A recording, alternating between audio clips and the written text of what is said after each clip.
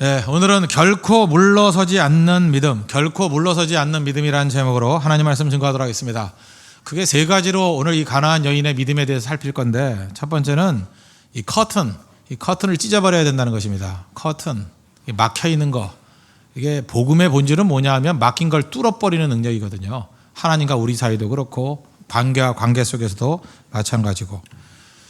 이번에도 비행기 탔습니다. 비행기 탈 때마다 항상 느끼는 게 뭐냐, 뭐 기분이 별로 안 좋을 수도 있고, 뭐 기분 안 좋다기보다는 이게 별로 영적이지 않다 이런 생각을 많이 갖습니다. 뭐냐하면 비행기만큼 그 돈의 힘이 무서운 데도 없죠. 돈 많이 내면 1등석 가고, 돈 많이 내면 비즈니스 가고, 돈 많이 내면 물론 뭐 업그레이드 가는 경우도 있지만 이코노미 가고. 근데 꼭 보면은 이렇게 커튼으로 막아놔요. 뭐 하는지도 모르게, 그죠? 막아놓고, 그리고 또 먼저 태우죠. 먼저 태우고. 자리도 넓고. 가끔마다 이코노미석에 있다가 이렇게 1등석 가다 보면 이거 뭐야? 그런 느낌 안 들어요? 너무 호화판으로 돼 있고. 이코노미는 플라스틱으로 나오지만 그 1등석은 보니까 도자기로 나오더라고. 본차이나 뭐 이런 거. 크리스탈. 그렇죠. 화장실도 마찬가지예요. 그 화장실도 이렇게 좀 높은 그레이드 쪽에는 8명당 하나씩. 그 다음에 이코노미는 100명당 하나씩. 그러니까 문제가 있죠. 커튼으로 나누는 거. 저는 그걸 바라볼 때마다 저 커튼 좀 없애버렸으면 좋겠다. 근데 요즘에 비행기 규정이 그렇더라고요. 비행기 이륙하고 착륙할 땐 커튼을 젖히더라고. 그때 보이잖아요. 뭐 그 바라보면서 뭐 돈 많이 내니까 편하게 가다, 그것도 중요하지만 나누지 않는 게 참 중요하다는 생각을 가졌어요. 그러다가 제가 조그만 나라에 갔더니 그 비행기 작잖아요. 작은 비행기는 구분이 없더라고요. 정말 마음 편하더라고요. 다 똑같은데. 교회 안에도 1등석이 있고 2등석이 있고 그러면 안 되겠죠. 이렇게 다 나누는 거, 이게 되게 중요하다고 생각을 합니다. 근데 우리 본능이 어떠냐? 잠깐만 누가 높으냐, 누가 더 나았냐? 그 예수님 제자들 싸움 우리도 벌이고 있잖아요.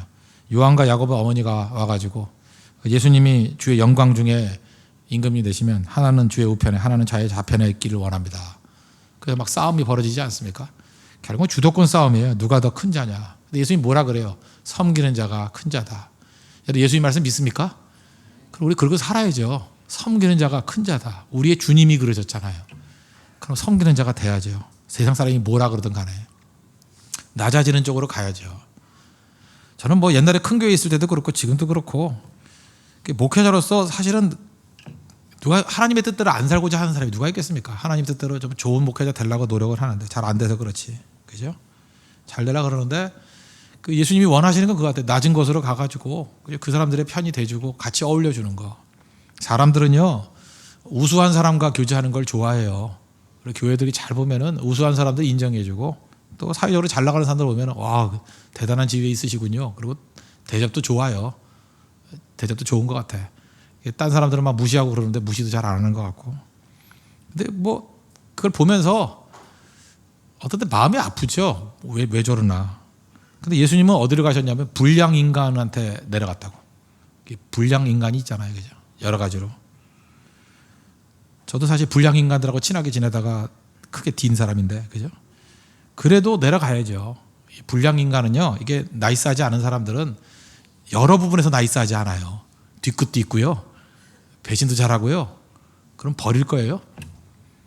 나이스한 사람은 모든 면에 다 나이스할 가능성이 커요. 유혹이거든요. 그래서 좋은 사람.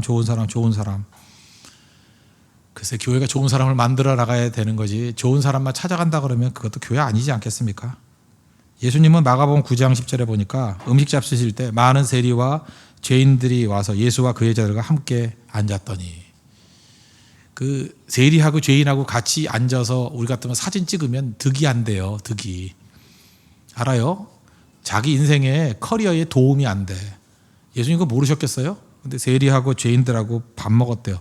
이스라엘 사람들은 밥 먹는다는 거는 그 교제권이라는 거 아니에요. 그죠? 같은 레벨이다. 굉장히 중요한 건데. 그래서 바리새인들이 와가지고 벌써 시비 걸죠, 당장. 왜 세리와 죄인들과 함께 먹느냐. 근데 예수님 뭐라고 말씀하셔요? 너무 당연한 얘기인데 바리새인들한테는 이해가 안 되는 거예요. 건강한 자에게는 의사가 쓸데없고 병든 자에게 쓸데있느니라. 그랬잖아요. 병든 자에게 쓸데있느니라. 교회가 다 병들었잖아요. 병든 사람한테 가야죠. 그죠? 근데 병든 사람한테 가자 그러면은, 이게 성경 말씀일 때는 아멘 하는데 진짜로 가자 그러면은 많이 반대해요. 왜 반대하느냐 하면은 우리 개척교회 아닙니까? 이제 기반이 약하지 않습니까? 그냥 웬만하면 긁어부스럼 안 생기게 하고요. 그냥 좋은 걸로 갑시다. 이렇게 말하는 사람들이 있어요. 근데 일면 이해가 돼요. 교회를 사랑하는 마음이고 다 잘 되자는 마음인데. 근데 그게 예수님의 마음일까? 그건 아니잖아요. 그죠? 나는 의인을 부르러 온 것이 아니라 죄인을 부르러 왔다. 그 죄인들하고 뒹굴어야 될 거 아닙니까? 죄인들하고 뒹굴면은 오해도 사죠. 왜 죄인들하고 저러나. 좀 거리를 두고 살지. 그죠? 왜 오해받을지를 왜 해. 뭐 이런 거 있잖아요. 계속 딜레마라니까 딜레마. 그래서 제가 생각했던 게 그겁니다. 우리 교회, 뭐 많은 사람들이 그러는데 결국은 교회가 어디로 가야 될 것인가, 어떤 행동들을 해야 될 것인가, 하나님 말씀 붙들고 나간다 그러면 어떻게 될 것인가 고민하다가 생각된 게 있었어요. 그게 바로 뭐냐 하면 그냥 예수님을 직접 만나게 하는 게 되게 중요하겠다. 그죠? 사실은 우리 인간적인 만남도 되게 중요하지만 맞습니다. 이렇게 나아가야 되는데 그게 그렇게 문제가 되고 그렇게 아픔이 되고 그렇다 그러면 뭐 여러분들이 어떨지 모르지만 저는 그게 장애가 많이 돼요. 요즘에 사람들을 만나는 게 쉽지가 않아요. 쉽지가 않아요. 그래서 주홍 글씨가 있어서 그런가 봐요. 쉽지가 않아. 뭘 해도 오해 사고 뭘 해도 문제가 되고 그러면 하나님 앞에 고민해야 될 거 아니에요. 그렇죠. 어찌 해야 됩니까? 양육을 어떻게 해야 되죠? 어찌 해야 되죠? 그러다가 제가 지난 주간에 어떤 분이 오셔가지고 저에게 주신 책이 있어요. 그 책을 보니까 그런 얘기가 나오더라고요. 어떤 미국에 있는 목회자 얘기인데 목회자가 한인 목회자입니다. 근데 미국에 뭐 작은 농촌 마을 같은 데서 이제 목회를 했는가 봐요. 갔는데 교인은 많지 않았어요. 많지 않은데 시골 목회니까 뭐가 재밌느냐? 이렇게 텃밭이 있대요. 텃밭에다가 이렇게 곡식 가꾸는 게 너무 재밌더래요. 그래서 이분이 거기에 푹 빠졌어요. 성경에 푹 빠진 게 아니라 텃밭 가꾸는데 목사님이 푹 빠졌어요. 얼마나 재밌는지 생명 다루는 게 얼마나 재밌습니까? 그죠? 날마다 가서 물 주고 거름 주고 매일 쓰다듬어 주고 자기 손길 안 닿은 게 없대요. 진짜 목회하듯이 그 식물을 달았대요. 그래서 옆에 보니까 할머니가 미국 할머니 백인 할머니가 계시는데 거의 뭐 손도 안 대더래요. 그래서 이제 게임이 안 된다. 내가 한 10배 정도는 많은 열매를 거두게 만들어야지. 그랬는데 가을철이 돼가지고 이제 거둘 때가 됐는데 목사님 그렇게 열심히 다듬었던 거는 별로 열매가 없고 그 할머니 놀고 먹었는데 게을러가지고 잠만 자고 아무것도 한 게 없는 자기가 볼 때 없더래요. 근데 주렁주렁 달아있더라고요. 왜 그럴까? 이제 고민이 들어가죠. 욕기 같은 고민이에요. 내가 목회를 열심히 하지 않았기 때문에 나에게 벌을 주신 것이다. 그죠? 뭐 이렇게 생각도 해봤고 뭐 그 다음에 이유가 뭘까? 귀한 거는 손 타서 그런가? 손을 너무 많이 대서 그런가? 뭐 별 생각을 다 했다는 거예요. 그러다가 답이 없으면 제일 중요한 게 뭐죠? 당사자한테 가서 물어보면 되죠. 그래서 그 할머니한테 가서 물어봤다는 거예요. 할머님, 왜 할머니는 손도 안 댔는데 이렇게 많은 열매가 얻었는데 나는 이게 열심히 진짜 목회가 부업이라고 할 정도로 이게 농사만 열심히 지었는데 이렇게 열매가 없습니까? 그랬더니 그 할머니 말이 그렇다는 거예요. 목사님 집 앞에 있는 큰 나무 때문에 그렇다고. 큰 나무가 아침 햇살을 가리기 때문이라고. 그러면서 그 할머니가 했던 말이 명언이에요. 그냥 나무는 사람의 손길보다 한 줄기의 햇살이 더 중요해요. 그러더라는 거예요. 그죠? 우리가 아무리 손대고 머리 정성스럽게 닦아주고 하더라도 그것도 귀중한 거죠. 그러나 그 사람의 손길보다 한 줄기의 햇살이 훨씬 더 필요한 거래요. 목사님 역시 목사님이죠. 깨우침이 있었던 거죠. 무릎을 쳤다라는 거예요. 그렇지, 목회도 마찬가지겠구나. 사람의 손길이 필요합니다. 손길 잘 대주면 거름 주고 뭐 김매 주고 뭐 하면 잘 자라겠죠. 그러나 근본적으로 자라는 거는 햇살이에요. 아침 햇살. 저는 이걸 읽으면서 또 저한테도 적용을 했어요. 우리 교회가 건강해지고 우리 성도들이 건강해지기 위해서 필요한 게 뭘까? 손길이 다 못 간다. 옛날에 너무 많아서 못 가고 지금은 또 손길이 잠깐만 가면 또 뭐 부작용이 생겨서 못 가고 이런 것들이 있는데 어쨌든 간에 중요한 거는 아침 햇살, 하나님의 햇살이 비춰지면 다 살아난다는 거죠. 그래서 내가 여기서 답을 얻었어요. 이게 하나님이 오늘 저에게 주신 답이에요. 커튼이에요, 커튼. 하나님과 우리 사이에 막혀있는 것들만 빨리빨리 없애버려야 돼요. 여러분 자꾸만 사람이 장애가 되면 안 됩니다. 어떤 사람은요 하나님과 나 사이에 중간에 들어와가지고 잠깐만 뭐 역할을 하려고 그래요. 아닙니다. 예배를 통해서 하나님 직접 만나셔야 돼요. 말씀을 통해서 직접 만나셔야 돼요. 기도를 통해서 직접 만나셔야 돼요. 햇살을 가리는 커튼 다 없애버려야 돼요. 그리고 우리와 우리 사이를 가르는 그런 커튼들 다 없애버려야 돼요. 그래서 예수 믿는 건 뭐냐? 커튼 없애기 작업이에요. 커튼 없애는 거. 가린 게 없어야 된다는 것입니다.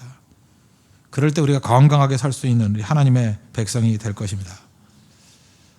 오늘 이 본문의 두 번째 메시지는 그 예수님이 시험하시는 거라고 생각해요.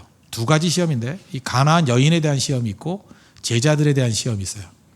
먼저는 제가 볼 때 제자들에 대한 시험이에요. 왜 그러냐? 이 중에 시험인데 예수님이 가나안 여인을 다룰 때 굉장히 험하게 다뤄요.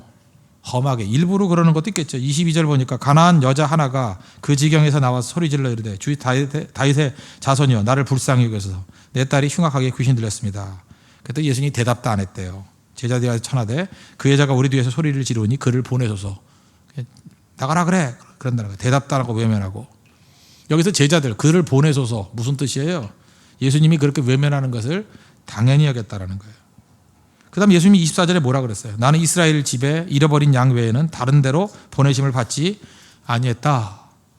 그러면 여러분 한번 생각해 보세요. 이게 상식적인 사람이라 그러면 만약에 제가 이렇게 얘기를 했다 그러면 여러분들은 어떻게 하셔야지 옳아요? 항의하셔야 됩니다. 항의하는 게 믿음이에요. 항의하셔야죠. 예수님 어떻게 목회를 그렇게 하세요? 이건 항의해야죠. 아니 지금 어려움 당한 여인이 왔는데 외면하시고 뭐 그다음에 벽을 만드시고 이게 뭡니까? 항의를 해야죠. 그렇죠? 뭐 그 당시엔 복음서도 없을 때였으니까 이런 말은 안 하겠지만 로마서 3장 22절 같은 데 보니까 곧 예수 그리스도를 믿음으로 말미암아 모든 믿는 자에게 미치는 하나님의 의인이 차별이 없느니라. 우리 예수님 말씀의 핵심이 차별이 없다 그런 거 아닙니까? 유대인이나 헬라인이나 차별이 없습니다. 그러니까 교회 안에서 차별이 있다 그러면 항의해야 된다고요. 그래서 우리를 뭐라 그래요? 프로테스탄트. 프로테스트 하는 사람이에요. 프로테스트. 항의하는 사람들이라고. 그 항의가 뭐예요? 말씀에 비추어봐서 이게 아니다 싶으면 뭐 다른 뜻의 항의라기보다 이거 아니잖아요 하고 그죠? 항의하는 마음들이 있어야죠. 그 에베소서 2장 14절 보니까 그는 우리의 화평이신지라 둘로 하나를 만드사 원수된 것을 그 중간에 막힌 담을 자기 육체로 허시고. 예수님이 하신 일이 뭐예요? 막힌 담 다 허셔버렸는데 잠깐 커튼 만들어 놓고 벽 만들어 놓고 사마리아 사람 만든다 그러면 항의하셔야죠. 제자들 시험한 거예요. 예수님이 이렇게 했는데도 불구하고 제자들 가만히 있더라. 동조하더라. 이게 문제죠. 문제. 여러분 마음 가운데 다른 거에 대한 항의가 아니라 이 항의가 있어야 된다고 생각합니다. 복음의 본질을 훼손하는 거에 항의하셔야 돼요. 벽 만드는 거 항의하셔야 돼요. 이거 아니다. 그죠? 차별하는 거 항의해야 된다는 것입니다. 사마리아 만드는 거 항의해야 돼요. 우리가 살다 보면 그런 사람이 있어요. 오늘 안 오신 것 같네. 우리 교회도 이렇게 뭐 노숙자 출신 분들 계시잖아요. 불편해요. 이게 편하지 않다고 어떻게 보면. 그렇다고 뭐 제껴놓고 우리끼리 예배 드리자 그럴 수 있잖아요. 그럼 편안하잖아요. 우리 사마리아가 있는 거 아니에요? 우리 안에 사마리아가 있는 거죠. 여러분들 성격이 다 좋아요? 여기 사람 성격이 다 좋냐고. 제가 지금 교회가 개척교회이기 때문에 한 영혼이 귀해가지고 한 사람 머리수가 귀해가지고 내가 매달리는지 알아요? 교인 떼거지로 와도 마찬가지예요. 영혼은 다 귀한 거예요. 아니, 영혼을 저버리면서 무슨 그게 하나님의 목자고 목회자가 될 수 있겠습니까? 여기 성도도 마찬가지 아니에요? 교회가 누구를 배척해요? 다 품어야지. 그렇지 않아요? 그렇지 않다 그러면 제자들이 항의를 해야죠. 왜 항의를 안 해? 우린 다른 항의가 아니라 이 부분에 대해서 항의를 해야 된다고 생각합니다. 그 로버트 포트남이라는 사람이 그 썼던 책에 보니까 이렇게 나와 있어요. 두 종류의 인간관계가 있다고. 하나는 그 반딩, 끼리끼리 묶는 거. 그러니까 우리식으로 하면 뭐라 그러죠? 패거리, 반딩. 그 다음에 브리징, 다리 놓기. 우리는 두 가지 중에 하나를 할 수 있어요. 인간관계를 잘 맺을 때 보면 여러분들 가짜 지도자의 특징이 뭔지 알아요? 가만히 보니까 반딩, 자기들끼리 패거리를 묶는 거야. 그죠? 묶어서 반딩. 그게 뭐예요? 묶음, 끼리끼리, 패거리, 파당. 마귀로부터 온 겁니다. 근데 복음의 정신이 뭔지 알아요? 언제나 다리 놓기예요. 다리 놓기. 유대와 갈릴리 사이의 사마리아. 예수님 다리 놓잖아요. 여러분들이 복음의 능력으로 해야 될 일이 뭐냐면 다리 놓기 하셔야 됩니다. 다리 놓기 하시기 위해서 필요한 게 뭔지 알아요? 자기 진영 안에 머물러 있으면 안 되고 반대를 지향해야 돼요. 반대를 향해서 나아가야 돼요. 여러분 가난한 사람입니까? 부자를 이해하는 쪽으로 나가십시오. 부자입니까? 가난한 사람을 이해하는 쪽으로 나가야 돼요. 좌측에 있습니까? 우측을 향해 나가야 되고요. 우측에 있습니까? 좌측을 향해 나가야 돼요. 그럼 먹혀요. 그게 브리칭이에요. 브리칭하는 사람이 나와야 돼. 복음은 브리칭하는 겁니다. 제가 옛날에 얘기했죠. 그 어떤 교회 그 부목사님인데 소망이 뭐냐? 정확히 말해서 온누리교회입니다. 근데 소망이 뭐냐? 그랬더니 빈민 목회래요. 돌아가셨지만 하영주 목사님이 가장 부자 동네에 맡겼다는 거 아니에요? 그랬더니 이 목사님이 발을 벌어냈대요. 목사님은 내 의기를 꺾으려고 그러신 겁니까? 내가 분명히 빈민 목회 한다 그러지 않았습니까? 근데 왜 부자 동네 보내십니까? 벌써 이게 싸가지가 없죠. 그죠? 말이 뭐예요, 말이. 그죠? 언제나 좋은 일, 그 자기 의에 있는 거 아니에요. 이게 뭘 옳은 일을 한다 그러는 사람은 항상 이렇게 교만해, 거칠어, 예의가 없어. 그죠? 좀 부드럽게 얘기해도 되는 건데 꼭 그렇게 얘기하잖아요. 그때 목사님이 그렇게 말씀하셨대잖아요. 네가 부자를 이해하지 못하고 무슨 비밀 목회를 하냐고. 부자를 이해하지 못하고 비밀 목회하면 혁명하는 사람밖에 안 된다고. 부자 들어가 보라고. 부자도 죄인이고 문제 있고 아픔이 있고 그걸 다 이해하고 난 다음에 빈민에게 들어가야 빈민을 살리는 목회가 된다고. 맞죠? 분노로 일을 해요? 분노로 일하는 거 아니에요. 부자에 대한 분노로 비밀 목회하면 비밀 목회 혁명하는 거예요. 다 죽여요, 다. 우리 그리스도인들이 해야 되는 게 사랑을 해야 되는 거 아니에요. 사랑으로. 하나님의 뜻으로 해야 되는 거 아니에요. 선동으로 하는 거 아니잖아요. 그렇다고 그러면 잘 보세요. 그게 반딩이라 반딩, 묶기. 우린 브리칭 해야 돼요. 브리칭. 하나님께서 우리에게 힘을 주셨습니다. 힘을 주셨을 때 힘 있는 사람이 해야 될 일이 뭔지 알아요? 다리 놓는 작업해야 되고요. 약한 사람에게 무게를 실어주는 일을 해야 돼요.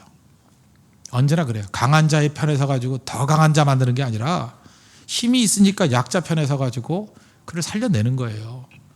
제가 그런 얘기 했죠. 어떤 그 상프란체스코 그 밑에 제자들과 함께 금식을 했대요. 금식을 하면 배고프잖아요. 오늘도 인도 선교 갔다 온 사람들 무슨 비행기 안에서 카레만 얼마나 먹었는지. 여기 가가지고 제가 뭐 목향인가 거기 가서 김치찌개 사줬더니 여자분들이 2인분 3인분을 먹어. 그 인간이에요. 그게 도대체 거의 폭풍 흡입을 하고 있어. 흡입을. 뭐 그러니까 그만큼 한국 음식이 먹고 싶었다는 거죠. 그죠? 그렇잖아요. 그냥 잘 먹더라고요.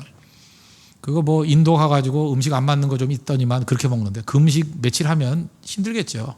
그러다가 제자 중에 하나가 길거리 가다가 뭐 이렇게 죽 같은 게 있으니까 자기도 모르게 손이 가서 그냥 벌컥 먹었다는 거예요. 그럴 때 나머지 제자들이 와가지고 정죄의 눈초리. 너는 제자 자격이 없어. 쫓겨나야 돼. 그런 분위기였다라는 거예요. 그때 프란체스코가 했던 일이 뭐라 그래요? 뛰어들어가서 자기도 죽 먹었대죠. 야 배고파 죽을 뻔했다. 야, 먹자. 그래서 다 먹었대요. 프란체스코가 그렇게 했던 이유가 뭘까요? 스승이니까 힘이 있잖아요. 힘이 있을 때 자기가 가만히 있으면 그 친구, 자기도 모르게 밥 먹었던 친구, 죽 먹었던 친구 쫓겨나잖아요. 근데 자기가 스승으로서 망가지니까 나도 배고파 죽을 뻔했다. 먹겠다. 한 사람 건져낸 거 아니에요? 제자들이 스승 쫓아낼 수는 없잖아요. 그게 힘이에요. 힘. 힘은요 누구 죽일 때 쓰는 게 아니고 살리는 데 써야 되는 겁니다. 약한 사람인데 넘어진 사람을 건지는 데 쓰는 거예요. 그게 힘이라고. 제자들 보세요. 제자들 못했던 게 뭐예요? 나름대로 힘이 있잖아요. 제자들 따라와서 예수님이 일부러 이렇게 하신 거 아니에요. 예수님 아마 항의하기를 원하셨을 거라고. 너네 왜 항의도 안 하니? 그죠? 항의도 안 하니. 그리고 힘이 있잖아. 왜 그 연약한 사람 편에 서지 않니? 내가 볼 때 예수님의 시험에 두 가지 다 떨어졌다고 생각합니다. 꽝이에요. 꽝. 여러분 이 땅을 살아가면서 믿음이 뭡니까? 하나님께서 우리에게 주셨던 거. 뭐 제가 눈에 얘기하잖아요. 선비하고 리더의 차이점이 있다고. 선비는 특징이 뭐예요? 자기 명성이에요. 자기 이미지 관리하고. 그러나 선비 밑에 있는 자녀들 다 굶어 죽어요. 리더는 뭐예요? 욕을 먹던 비난이 오던 말던 살려내는 거예요. 리더의 대표적인 게 링컨 아니에요? 에이브러함 링컨. 링컨 잊지 마십시오. 링컨은 자기 뜻이 아니라 나라의 뜻을 대의를 이루기 위해서 전쟁까지 한 사람이에요. 그죠? 욕 먹더라도 해내고야 말겠다. 그게 리더예요. 살려내고야 말겠다. 그게 리더라고. 리더는 그런 거예요. 제가 어떤 분이 쓰신 책 보니까 나는 뭐 직접 들은 건 아닌데 나는 뭐 정치적인 성향 나는 없습니다. 그거 나한테 얘기하지 말아요. 정치적 성향 때문에 그런 건 아니고 그 돌아가신 고 노무현 대통령이 있지 않습니까? 노무현 대통령이 연세대학교에 왔었는가 봐요. 와가지고 그 백주정 기념관에서 강연을 했대요. 강연을 했는데 대통령이 되고 난 다음에 내가 어떻게 대통령이 됐는지 아느냐 그 얘기를 하더라는 거예요. 그분이 들었던 걸 쓴 얘기를 읽은 거예요. 처음에 그 여론조사를 했더니 3등이래요. 3등이면 안 되잖아요. 안 되는데 자기는 3등 되는 여론조사와 1등과 2등한 사람의 면면을 보면서 대통령이 될 걸 확신했대요. 왜 그러냐? 뭐 정신 나간 게 아니고 왜 그러냐? 보니까 자기는 현재 3등이지만 1등과 2등인 사람은 절박함이 없더래. 그렇죠? 대통령 안 해도 먹고 살기 충분한 사람들이더래. 한 번은 재벌이고 한 번은 뭐 법관 출신 아닙니까? 나름대로 잘 나가는 사람이기 때문에 절대 목숨 걸 사람들이 아니래. 1등과 2등은. 자기는 쥐뿔도 없어서 올인 했대요. 올인. 될 줄 알았대요. 나 이게 굉장히 중요하다고 생각하거든요.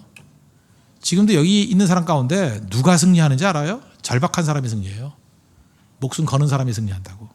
생명 거는 사람. 우리가 하나님의 축복과 은혜를 받으면 사라지는 게 뭔지 아십니까? 절박함이 사라져요. 그냥 여기가 좋사오니 그게 그거지 뭐. 거기서부터 많은 문제가 생기기 시작하는 것입니다. 절박해야 돼. 절박하게 매달리면 그때부터 능력이 나타나기 시작한다고요. 살리겠다는 절박함, 전도하겠다는 절박함. 저는 딴 건 모르지만 목회에 대한 절박함은 있거든요. 전 생명 걸어요. 여기 올인해요. 딴 건 모르지만 이것만은. 그럼 살아요. 제가 무슨 상상으로 깍두기 해먹겠습니까? 인도 갔다 오자마자 차라기도 하고 뭐 예배드리고. 왜 가능한지 알아요? 건강해서. 절대 아니에요. 요즘 목사님 무슨 비타민 먹어요? 비타민 먹어서가 아니에요. 비타민 먹어서 이럴 거면 비타민 장사 다 뛰어다니게. 굳이 얘기한다면 그 노무현 대통령과 똑같은 얘기예요. 나한테는 올인이 있어요. 절박함이 있어. 지금 3일에도 괜찮아요. 1등과 2등 절박함 없어요. 이긴대요. 이기잖아요. 뭐 결과적으로. 그 한 부분만 내가 놓고 얘기하는 거예요. 여러분 인생도 마찬가지입니다. 절박함이 있습니까? 하나님 앞에서 우리에게 주신 그 힘을 가지고 이 절박한 그 마음을 가지고 좀 뛰라고요. 브리징하고 내가 이거 해야 되겠다. 그리고 약한 자를 위해서 뛰어 들어가고 그럼 교회는 역사하기 시작해요. 능력이. 그 모습까지 사는 믿음의 백성들 되길 바랍니다. 세 번째는 가난한 여인에 관한 얘기예요. 믿음. 물러서지 않는 믿음. 합격이에요. 합격. 이 화가 날 만한 반응 보이죠. 먼저 침묵하셨어요. 23절 보니까 아무 대답도 아니하셨다. 침묵. 침묵하면 무시하는 거 알죠? 예수님 무시하셨잖아요. 우리 무시하면은 뭐 사람들이 분노하지 않습니까? 어떤 학자가 그런 얘기를 했어요. 예수님께서는 그 여인이 가진 작은 믿음의 씨가 자라나기를 기다리고 계셨다. 그 여자가 처음에 왔을 때의 믿음과 예수님이 이렇게 무시하고 뭐 이렇게 비난하고 조롱하고 이런 것들이 계속 연결되면서 믿음이 자란 거예요. 여러분 환경이 열악하다는 건 뭐냐면 믿음이 자랄 때예요. 그때 우리 믿음이 막 자라는 거라고. 부르짖어도 응답하지 않아요. 그때 믿음이 자라는 거예요. 아니 내가 구했더니 응답해 주다. 구했더니 응답해 주다. 마치 밴딩머신 같이 누르니까 나오더라. 그게 무슨 믿음이에요. 노동이지. 그러지 않아요? 여러분이 기도했더니 응답 주시더라. 외롭습니다. 그랬더니 내일 뭐 영화 보자는 사람 나오고 뭐 외롭습니다. 그랬더니 화요일날 밥 먹자는 사람 나오고 기도를 세게 했더니 3건 들어오고. 그러면 여러분 믿음이 자라요? 구해도 안 오고 혼자 갔다 영화 보고 그죠? 나와서 혼자 라면 먹다 체하고 이러면서 이게 뭡니까? 가을인데 이렇게 돼야 믿음이 자라는 거예요. 믿음이 자라는 거예요. 그때 하나님 이거 어찌합니까? 그래서 숙성되는 거죠. 믿음이 자라는데 시간이 필요합니다. 그 뜸이라 그러죠. 뜸 들이는 거예요. 예수님 냉대하시잖아요. 24절. 그죠? 나는 이스라엘에 잃어버린 양들 찾으러 가지 너한테는 안 간다. 냉대. 찬바람 쌩쌩 돌죠. 근데 25절 뭐라 그래요? 여자가 와서 예수께 절하며 이르되 주여 저를 도우소서. 물러서지 않잖아요. 냉대를 녹이는 뜨거운 믿음이 있어요. 냉대를 녹이는 뜨거운 믿음.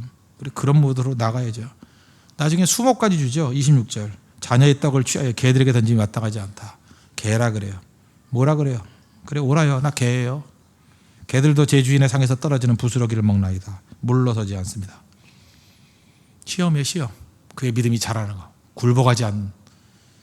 여러분 이런 굴복하지 않는 절대 물러서지 않는 믿음 가지셔야 됩니다. 믿음은 그냥 된 게 그래서 금보다 더한 믿음. 뭐 불로 연단된 믿음 그러잖아요. 믿음은 저절로 오는 게 아니에요. 연단받는 거예요. 믿음은 공격당한다고요. 믿음은 계속해서 어려움 당해요. 그래서 이 무슨 시험이 오고 어려움이 왔을 때 흔들흔들 해가지고 넘어져 버린 거 믿음 아니었어요. 가짜였다고. 시험이 뭔데요? 믿음인지 아닌지를 보여주는 거지. 그래서 믿음이 금 같은 믿음, 불 같은 믿음 그렇게 되는 거예요. 나중에 테스트 다 끝나니까 뭐라 그래요? 네 믿음이 크도다. 메가토스 이렇게 돼요. 메가라는 거 요즘 많이 나오잖아. 메가 무슨 뭐 몇 메가냐 그러잖아. 뭐 용량 메가 처치 뭐 큰 교회 메가 처치라 그러잖아요. 메가 쇼핑몰 뭐 큰데 메가라 그러지 않아요? 좀 반응 좀 보여요. 메가라 그러지 않아요? 예, 메가. 이 믿음을 가지고 메가래요. 메가톤이래. 메가톤 큰 믿음이래요. 이런 모습이 있어야 된다는 것입니다.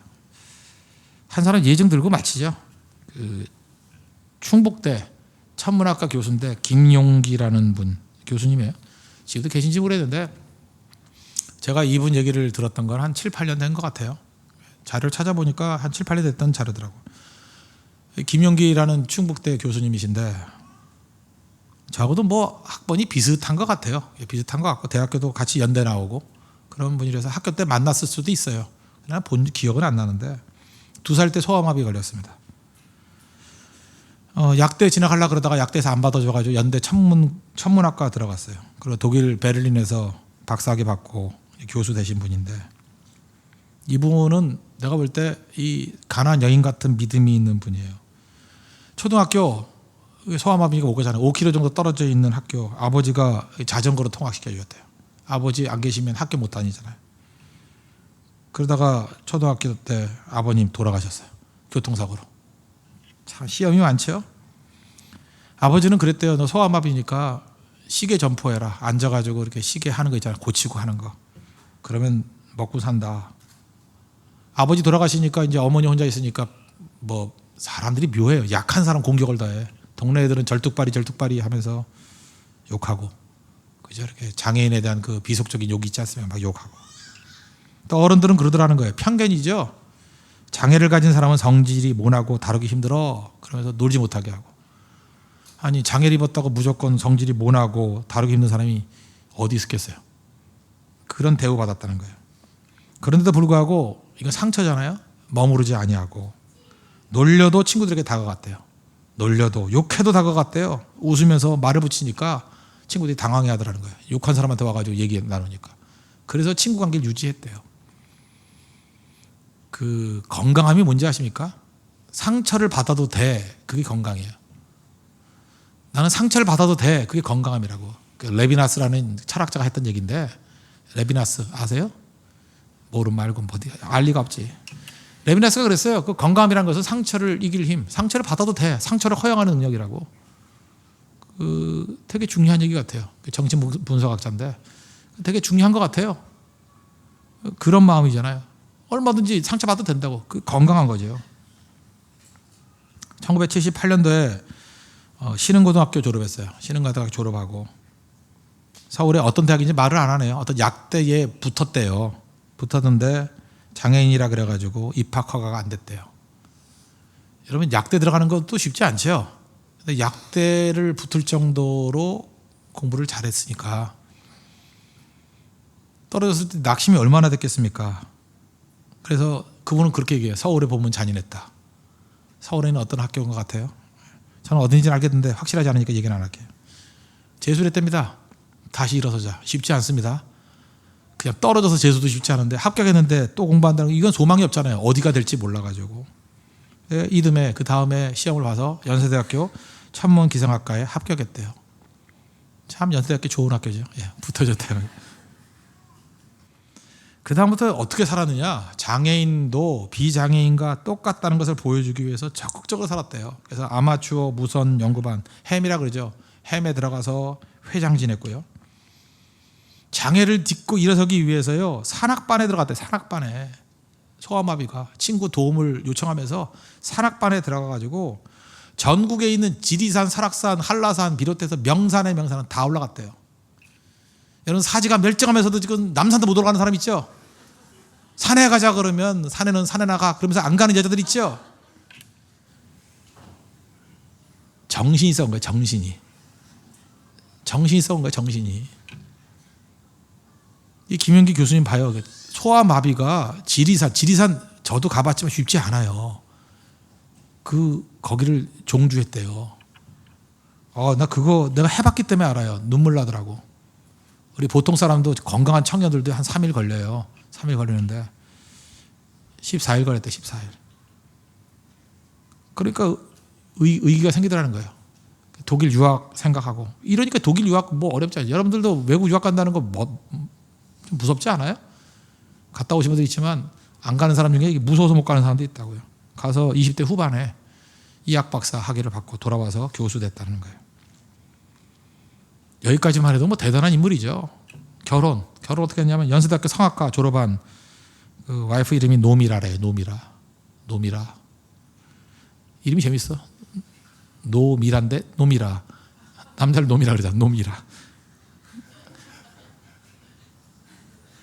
안 재밌어요?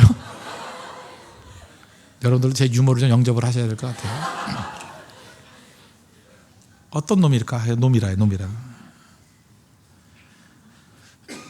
제 동생도 연대 성악과 나온 애가 하나 있습니다. 연대 성악과 들어가기 쉽지 않습니다. 그리고 거기 부잣집 애들 되게 많고 그래요. 연대 성악과 다니는 딸 둔 아빠로 생각해봐요. 저도 아빠니까. 소아마비 아무리 이학 박사를 받았다 할지라도 와서 딸 데려가겠습니다. 그러면 쉽게 주겠나요? 처가의 반대가 아주 심했대요. 반대라는 건 뭔지 아시죠? 반대로 끝나지 않습니다. 항상 인격적인 모독이 와요. 그래서 아픈 거예요. 반대는 반대로 끝나지 않아요. 꼭 인격을 공격해요. 그래도 참았대요. 참고 자존심 꺾고 기도하면서. 이렇게 입지전적인 인물들은요, 자아가 강할 수 있는데 이런 걸로 자꾸만 깨지니까 하나님만 더 의지하는 거예요. 더 하나님만 의지하고. 그래서 어느 정도 선에서 자기 힘으로 되면 아집이 세지지만 그 단계를 넘어서 버리면 자기가 깨져버려요. 하나님만 찾게 되겠다고. 하나님이 다 녹여주셨죠. 그래서 결혼한 이유도 뭐 계속된 얘기입니다. 여러 가지 어려움들이 있었다는 거예요. 근데 이분이 뭐라고 말씀하시느냐, 이런 얘기를 해요. 자기가 이 모든 싸움에서 다 승리하고 난 다음에 대학 입학 때 자기를 떨어뜨린 사람, 결혼을 반대했던 사람들, 용서해야 된다라고 생각했는데 생각이 바뀌었대요. 그들은 용서의 대상이 아니라는 거예요. 오히려 감사의 대상이다. 와, 충격적이었어요. 용서한다 정도가 아니라 그는 용서의 대상도 아니라는 거예요. 감사의 대상이다. 왜? 나의 믿음을 이렇게 성장시키는 훈련 파트너였다는 거예요. 그래서 나는 그들에게 빚진 자다. 용서가 아니라 감사의 대상이고 그분들에게 빚진 사람이래요. 그러면서 헌신적으로 뛰는 교수님이 계셔요. 이게 믿음입니다. 믿음이 이렇게 되는 거예요. 그분이 이런 얘기를 해요. 자기 육신의 아버지는 자기가 소아마비이기 때문에 나의 최선을 시계 수리공의로 봤다는 거예요. 그런데 하나님은 시계 수리공도 아니고 약사도 아니고 대학 교수로 세우셔서 많은 학생들을 세우고 대학 선교의 비전을 이룰 수 있는 일꾼으로 세워주셨다. 육신의 아버지보다 영적인 아버지, 나의 하나님 아버지가 더 큰 비전을 주시는 분이다. 그게 결론이에요. 여러분, 이게 삶 가운데 어찌 보면 약간은 좀 극단적인 분을 예를 들었어요. 김영기 교수님. 여러분, 인생 가운데 이거보다 더 난관 있고 어려움이 있다고 생각하는 사람이 있습니까? 믿음이 뭔데요? 물러서지 않고 나아가는 거예요. 왜 어려움이 있습니까? 그래야 진짜 믿음이 되고요. 한계라 그러는 것을 뛰어넘으면요, 용서가 아니라 감사, 빚진 자 의식을 갖는 정말 예수님이 가장 기뻐하는 모습, 성화된 모습으로 선다는 것입니다. 그게 믿음의 성장이에요. 주님 우리에게 그걸 원하십니다. 그 길로 나아갈 수 있는 믿음의 신시한 되기를 바랍니다. 커튼 깨십시오. 중간에 사람 잠깐 끼려고 그러지 말고 나무가 가라마는 거죠. 사람의 손길보다 아침 햇살이 훨씬 더 유익합니다. 하나님께 직접 은혜 받고 직접 말씀 듣고 건강하게 성장하는 믿음의 종 되기를 바랍니다. 힘이 있습니까? 브리칭, 반등 아닙니다. 패거리 만들지 마십시오. 브리칭, 다리 놓으십시오. 다리. 힘이 있습니까? 연약한 자의 입체에 서서 그를 건져내고 살리십시오. 시험입니다. 제자의 시험. 그 다음에 가나안 여인의 시험은 무엇입니까? 장애와 난관과 어려움에도 불구하고 예수님께 나아가라는 거예요. 그러면서 믿음이 자라나고 그것이 예수님이 네 믿음이 크도다, 메가톤급이다 라고 하는 믿음의 사람으로 인정받는다는 것입니다. 김영기 교수님, 어려움이 있을수록 그의 믿음은 빛나죠. 그게 믿음입니다. 믿음은 승리합니다. 우리 청년의 때 아무것도 아닌 것에 좌절하고 낙심할 것이 아니라 믿음으로 승리할 수 있는 하나님의 거룩한 종 되기를 축원합니다. 기도하겠습니다. 이 시간 다 같이 하나님 앞에 간구하겠습니다. 이 말씀을 놓고 일어서게 해달라고 하나님 앞에 다 같이 간구하도록 하겠습니다.